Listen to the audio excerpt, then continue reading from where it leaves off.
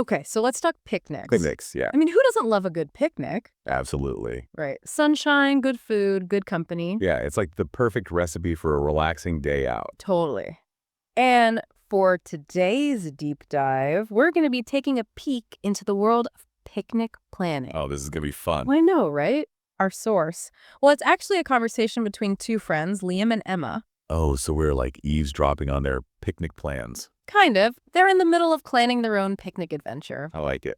So we're going to be stealing all their best tips and tricks. Scaling that. And uncovering some of those not so obvious elements of what makes a really memorable picnic experience. Okay, I'm all ears. So where do we even begin with picnics? I mean, what's the first thing that comes to mind? Well, for me, it's got to be the essentials. The essentials, right? Yeah, like the absolute must-haves. And it seems like Liam and Emma are on the same page. Okay, tell me more. They both jumped right into talking about a good picnic blanket. A blanket. Yeah, that's a good starting point. Yeah, it seems pretty obvious. Yeah.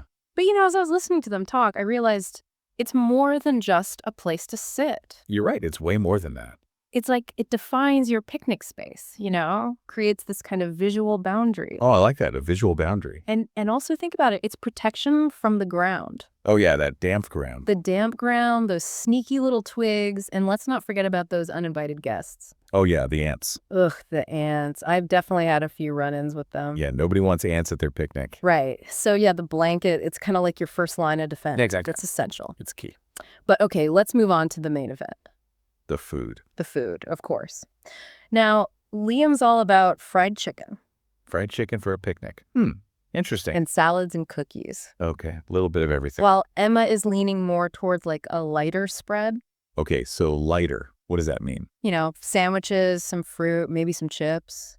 Oh, so like a classic picnic spread. Yeah, exactly. Huh. Their choices are as different as their personalities. I love that. It's like their food choices are reflecting who they are. Exactly. And I think that's what's so cool about picnics, right? It's like you can tailor them to you. Absolutely. It's all about personal preference. Yeah, but even with those differences, Yeah.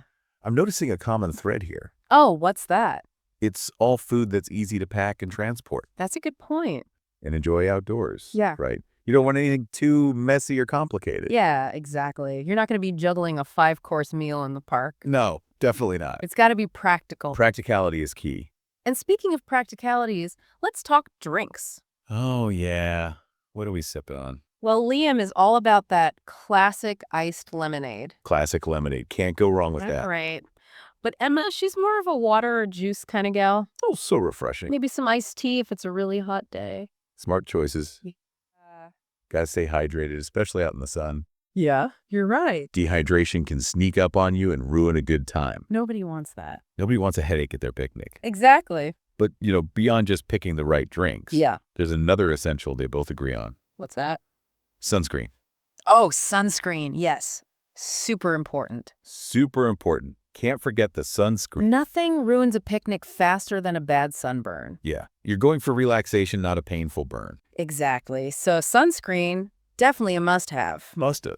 All right, so we've got our blanket, our food, our drinks, our sunscreen. We're off to a good start. We're getting there. But let's move beyond those basics now. Okay, beyond the basics, I like it. Yeah, because Liam and Emma, they start talking about the little extras. The extras. Things that really elevate the picnic experience. Oh, tell me more. Tell me more. And one thing they both agreed on was setting the mood with music. Music. That's a great idea. Right.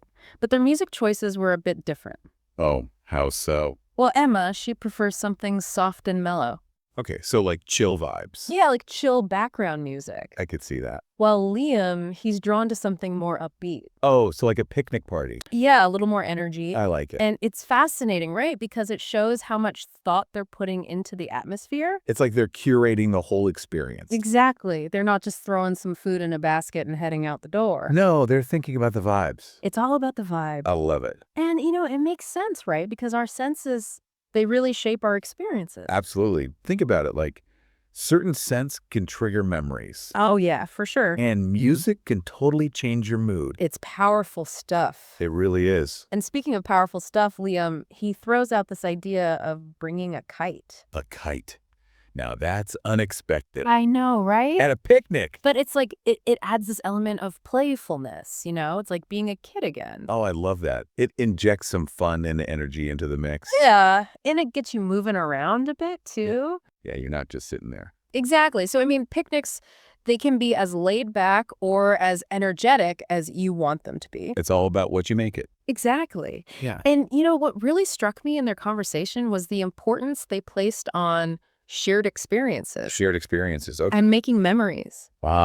That's the heart of it, isn't it? It is. They're not just focused on the logistics. They're thinking about the deeper why behind the picnic. And I think that's what we sometimes forget, right? Yeah. In the midst of all the planning and packing. It's easy to lose sight of the bigger picture. Exactly.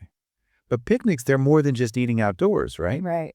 It's a chance to connect with nature, To escape from our routines. spend quality time with the people we care about. Yeah, it's a simple pleasure, but it's so powerful. It really is. Especially in today's world where everything is so fast-paced. Yeah, we're always on the go, always connected. Like, we forget to slow down and appreciate the simple things. And picnics, they force you to do that They do. They force you to unplug, to be present in the moment.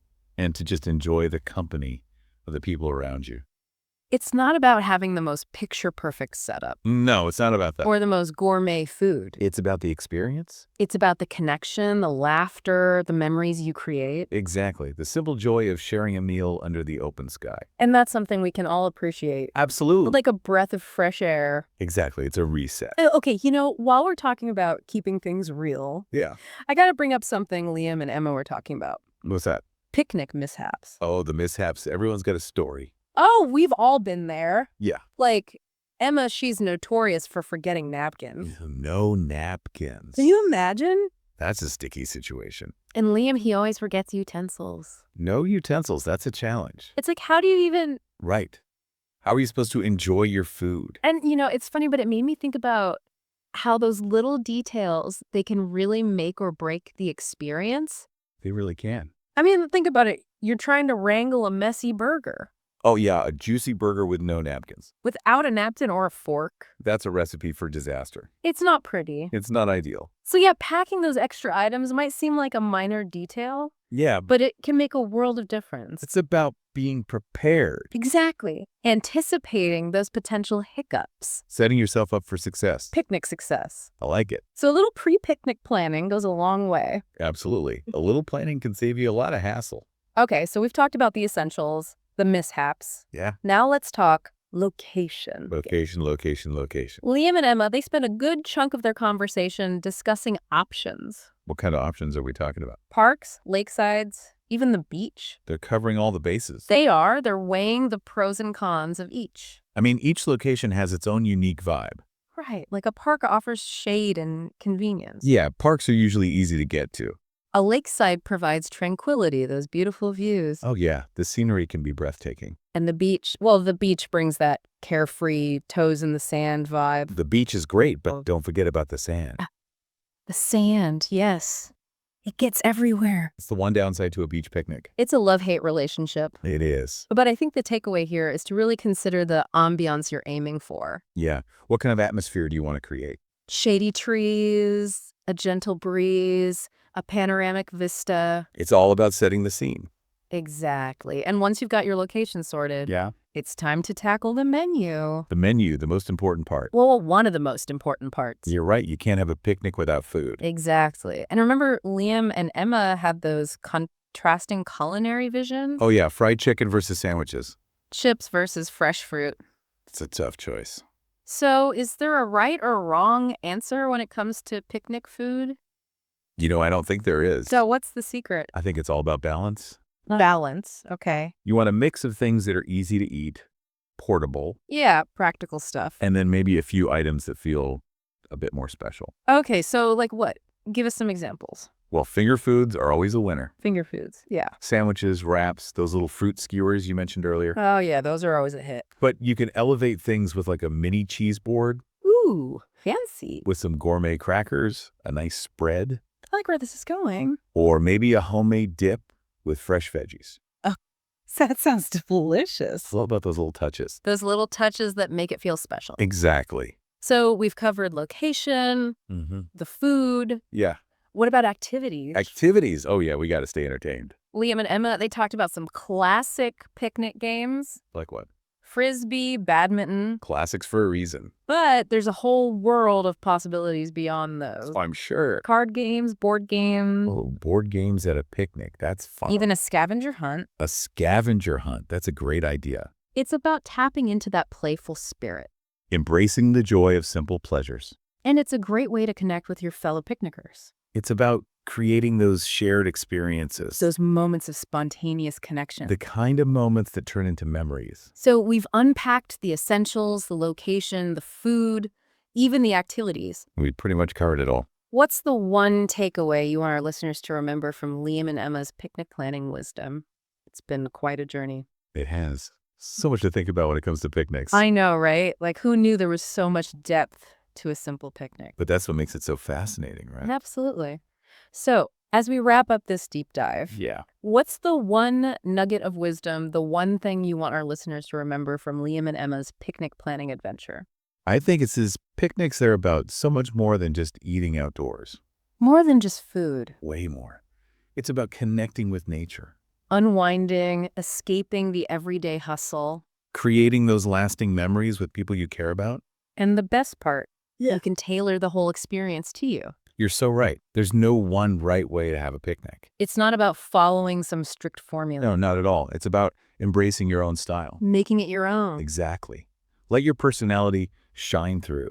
So as we close out this deep dive into the world of picnics, Yeah. we want to leave you with something to ponder. Something to think about. If you could design your ultimate picnic experience, Ultimate picnic. Okay, I like it. what would it look and feel like? Oh, that's a good question.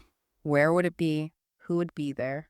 What would you eat? Let your imagination run wild.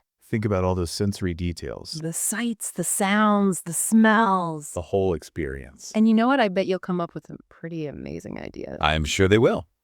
And who knows, maybe this deep dive will inspire them to plan their own picnic adventure soon. Liam and Emma definitely got us in the mood for a picnic. Their enthusiasm was contagious. It really was.